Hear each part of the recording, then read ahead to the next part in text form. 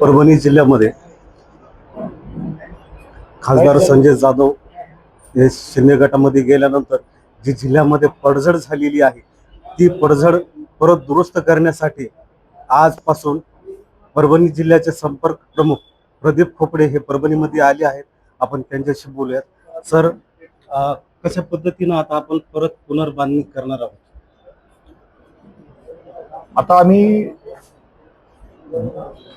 ग्रामीणला जिल्हा परिषद सर्कल, पंचायत समिती उपसर्कल इथे पदाधिकारी नेमून प्रत्येक गाववाईज शाखा प्रमुख आम्ही नेमत आहोत. पण एकंदर परिस्थिती पाहता फारसं काही हल्लेले नाहीये असं मला निदर्शन आलेलं आहे.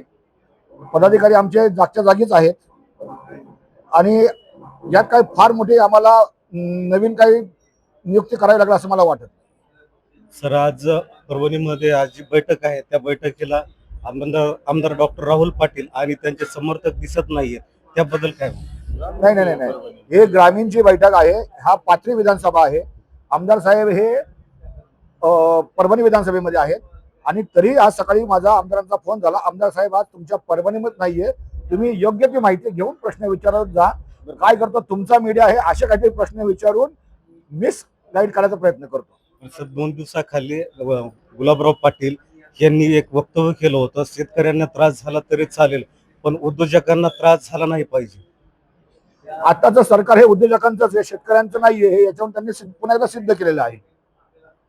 आणि परत आज एक स्टेटमेंट दिलेलं आहे तटकरेंनी.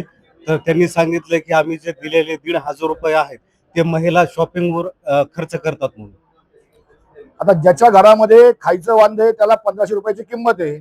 आता ज्यांच्या घरामध्ये 1500 कोटी रुपये आहेत ते त्याबद्दल बोलू शकतात.